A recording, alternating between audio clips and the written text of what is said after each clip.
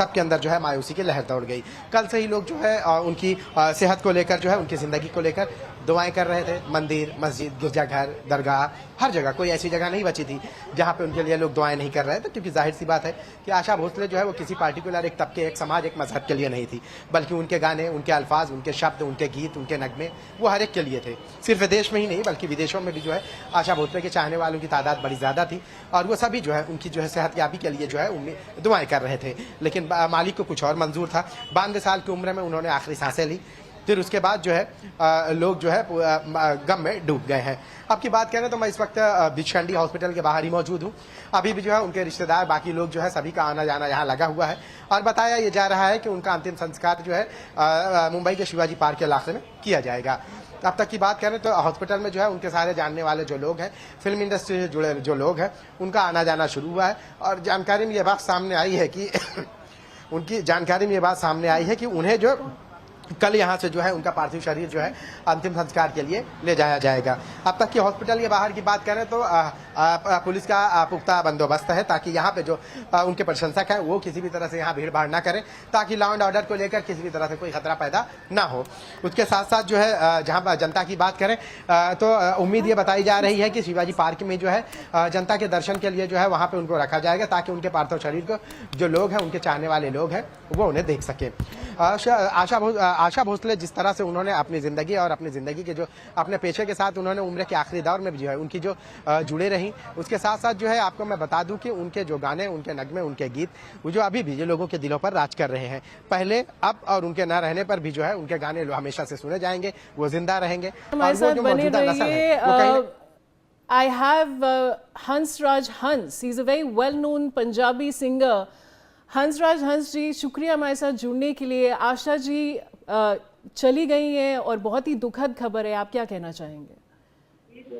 बस जी ऐसे चले गए जैसे सूरी चले गया दुनिया से, और बहुत तकलीफ दी खबर है, बहुत गमगीन खबर मिली है अभी।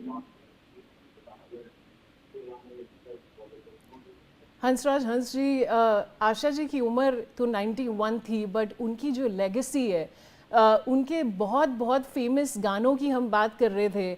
आपका कौन सा पसंदीदा गाना है आशा भोसले जी का?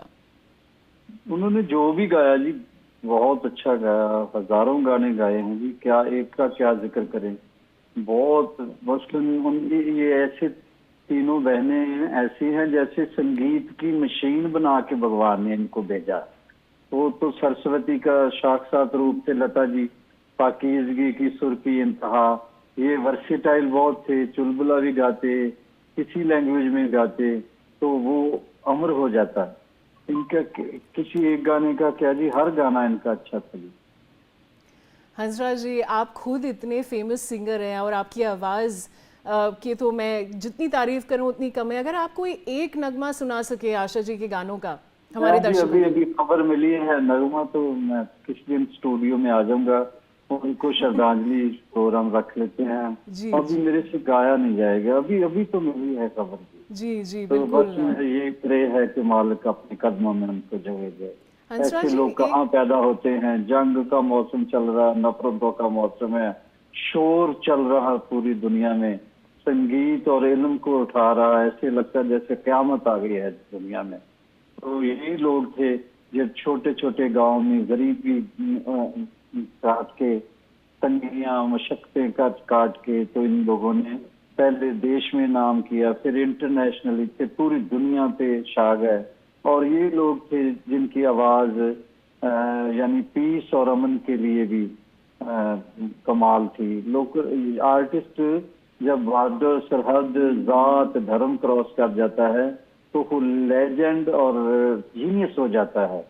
तो संगीत ही है जिसके जरिए यानी message of love and peace दिया जाता है। लेकिन अदरवाइज आप देख रहे हैं नफरत कितनी फैल रही है, भाई भाई का दुश्मन है, मुल्क मुल्क का दुश्मन बना हुआ, आजकल मजहब का दुश्मन बना हुआ है। तो संगीत अगर लोग अपना लें, धर्मों से, बॉर्डरों से ऊपर उठ जाएं, तो शायद शांति या बेकसूर लोग बचे रहें। मेरी यही प्रे है मेरे मालिक, ये इन लोगों को और थोड़ी उम्र दे दिया कर। बेशक आपने बताया 91, लेकिन सुर अभी तक उनका कायम था। मैं देखता रहता था सोशल मीडिया पे। बिल्कुल सही कह रहे हैं आप हंसराज जी, क्योंकि आशा जी के जो गाने हैं वो हमारे साथ हमेशा रहेंगे और इवन आगे की जो जनरेशंस आएंगी वो उनके गाने ज़रूर सुनेंगी। आपका हमारे साथ जुड़ने के लिए, जी कुछ कह रहे थे आप? थैंक यू, बहुत शुक्रिया। बस मैं यही कहूँगा कि मालिक उनकी रूह को अपने कदमों में जगह दे और ऐसे लोग फिर दोबारा आए, पर इनका अल्टरनेटिव अभी तक कोई नजर नहीं आ रहा पूरी दुनिया में। लता जी एक थे, आशा जी भी एक थे, मोहम्मद रफी साहब एक थे, इवन जगजीत सिंह भी एक ही बन के आए थे, नुसरत खां एक थे। ये लोग जब जाते हैं तो ऐसे लगता है जैसे जलजला आ गया, क़यामत आ गई है, सोना हो गया सुर का संसार।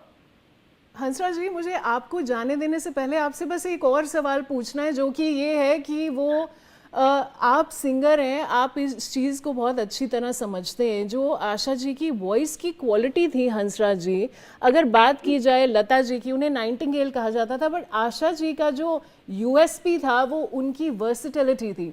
चाहे दम मारो दम की बात हो या कोई रोमांटिक गाना हो, उस पर क्या कहना चाहेंगे? हुआ था, यानी वो पाकीज़गी की इंतहा थी, संजीदगी की इंतहा थी लता जी, तो उनकी जो आवाज थी, ये वर्सेटाइल थे, चुलबुला भी गाते तो अच्छा लगता था। हंसराज जी मुझे माफ कीजिएगा, बट मुझे आपको बस इंटरप्ट करना पड़ रहा है क्योंकि mister Ashok Chavan, farmer Maharashtra CM, is joining me. Mister Chavan, thank you for joining us on news x. Asha ji is passed away, but the legend will live on. What do you have to say? Well, the news of Asha Bhosle ji passing away is really a very sad moment for all of us. And as has been rightly said, that she was a versatile singer, whether it be classical in संगीत या फिर आप जैसे कि भावगीत की बात है, रोमांटिक डुएट्स हो या अलग अलग तरीके से अलग अलग भाषाओं में उन्होंने अपनी कला को अदा किया था। एक संगीत विश्व में बहुत बड़ा नाम उनका था और जैसे एक यंग आर्टिस्ट गाना गाता है ऐसे ही लगता था जब वो गाती थी। और उनका प्रभाव जो है वो हर सेक्शन पे था, चाहे वो यंगस्टर्स हो, चाहे वो सीनियर लोग हो, सभी के बारे में, उनके बारे में एक बहुत ऊंचा बड़ा नाम था संगीत के विश्व में। तो उनके जाने से यह कहूँगा कि बहुत बड़ा नुकसान इस देश का हुआ है, महाराष्ट्र का भी हुआ। मैं इनको व्यक्तिगत तौर पे, क्योंकि वो मुंबई में रहती थी, व्यक्तिगत तौर पे मैं उनको जानता था, मेरे पास हमेशा आती थी, तो बहुत दुख हुआ उनके जाने से। और यही कहना है मेरे को, उनको गीत से ही श्रद्धांजलि देने का मन करता है। उनका एक गाना अभी भी याद है, अभी ना जाओ छोड़कर कि दिल अभी भरा नहीं।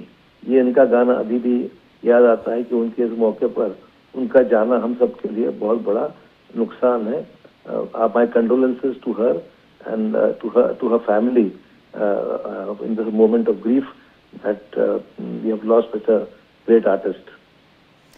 अशोक जी, मेरा आपसे अगला यही सवाल था कि आपका उनका फेवरेट गाना कौन सा है, बट आप मुझे वो कह चुके हैं। पर अशोक जी, मेरी हेमा मालिनी जी से भी बात हो रही थी और मुझे लगता है कि एक लेजेंड गई है, बट उनकी जो लेगेसी है वो हमेशा हमारे साथ रहेगी।